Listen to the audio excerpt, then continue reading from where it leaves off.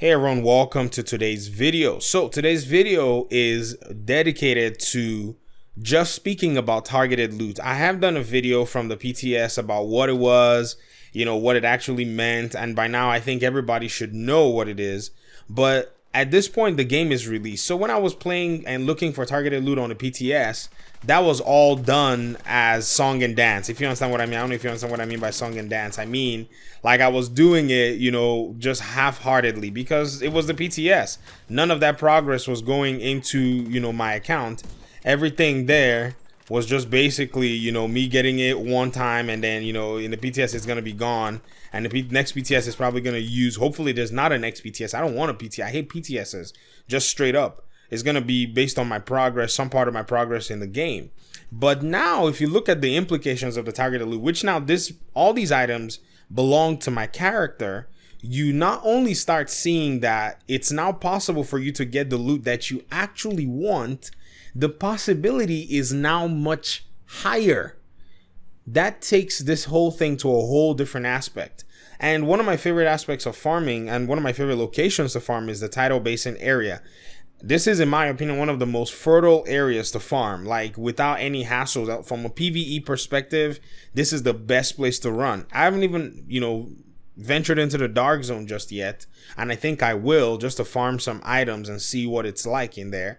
And I'm telling you, this place has actually given me a bunch of wyverns. So the reason I wanted to even make this video is because I remember when Marco Style, before he left this game, made a video saying how it was difficult for him to get, the Pago Style backpack that had the, talents that he wanted.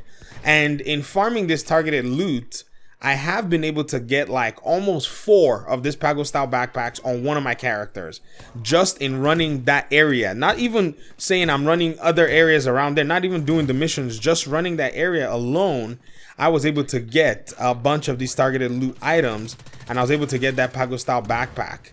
And so if we look here, we see I got a wyvern just from playing this area. 31% damage to elites. Not the greatest. It's got spotter, 15%. I mean, if you use spotter, if you don't use spotter, that's your prerogative.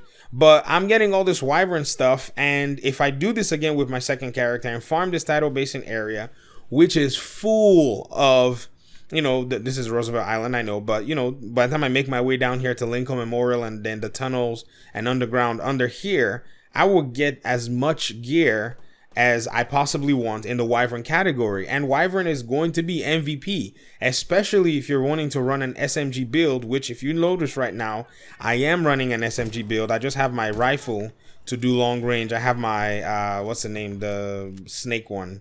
The Diamondback as my, long range weapon just for the fun of it, because it does a lot of, critical hits and stuff, and in that sense. And so, hey, this is, in my opinion, one of the best things since, sliced bread, because I feel like the developers had to either agree to do this, because this had been a suggestion for a long time to the developers. I think even from the Division 1, we've been talking about getting something like this. So if you're hesitant, if you should, oh, look at that. 3% LMG damage, 3% marksman rifle damage. Very similar to the one that's in the base of operations. So for my marksman rifle build, I think I'm on the money. If you're sweating it, thinking, hey, is it worth me coming back? Should I bother? If you're on the fence, you need to jump in. If you've already made up your mind that you don't want to come back to the game, that's fine. Everybody understands that, this game really put everybody through a lot of stress. So no one is, holding anybody's neck and saying, oh, you must come back to the game. Nah, man.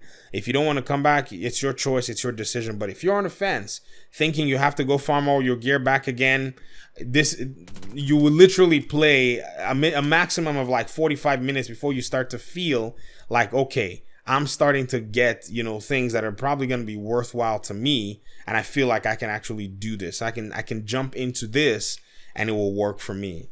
All right, that's all I have. Thank you very much for your time and audience. Thanks for listening to the video. If you have any comments, leave them in the comment section below. I have a Discord server if you want to come in and find people to run missions with or whatever. People are here, just active, being a part of the community and doing some cool stuff. Okay, I'll see you in the next video. Peace.